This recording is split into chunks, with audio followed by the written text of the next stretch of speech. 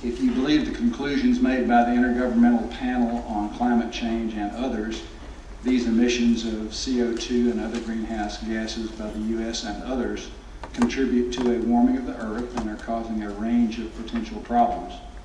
We're not here to discuss the validity of the science, however, nor do we take any position today on the existence of or reasons for global climate change. That's not the purpose of today's event. I make this distinction, and it's probably a pretty important one, because in Washington, lawmakers have, for the most part, already made up their minds on the science, and the battlefield or the debate has moved from the scientific realm to policy debate.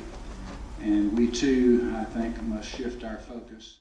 We're still struggling to understand cause and effect.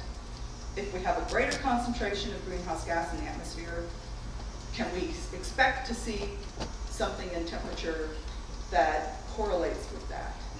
We do see times of correlation historically, but is there cause and effect? And this is fundamentally where science is heading, to try to better get a handle on that, understand it better, measure it better, separate the natural versus human causes, and deal with it. With little red and blue dots all over it. It should be in there. That was the regulatory implementation process for Lieberman Warner. The red dots, I think, are just mandates. The blue dots are, I hope it's in there.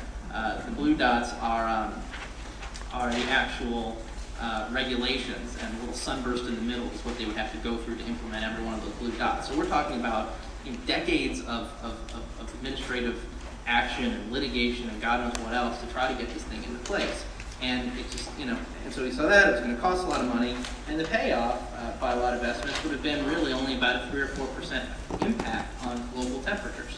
So something really didn't add up, and it really didn't make much sense to us.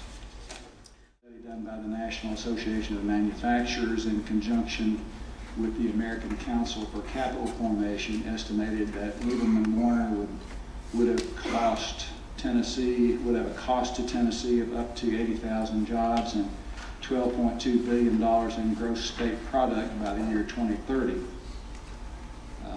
That's an estimate. It's worth noting that both of Tennessee's senators, Alexander and Corker, voted against ending debate on Lieberman Warner, which effectively ended consideration of the bill by the Senate. So that bill is gone, but both presidents Today are going to center on some of the technologies that we're developing to do it, and that we need some of the government to focus on incentivizing those technologies to actually do this in a cost-effective way. So there's a race to the middle, more or less, and we decided that these events, the best way to do it is literally just to provide everybody with the facts. Let you know what's going on in Washington, let you know what legislation is coming down the pike, what regulations there are, what the state of the technologies are, how much it's all going to cost, because no matter what, it's going to cost something. There's different ways to do it, and ways that will cost a lot, and ways that will cost not quite so much. We know that there are a lot of other things besides greenhouse gases that affect climate and meteorology. The Earth rotates, it spins around the sun, it wobbles on its axis. The sun is a big effect. We know this, we can measure it.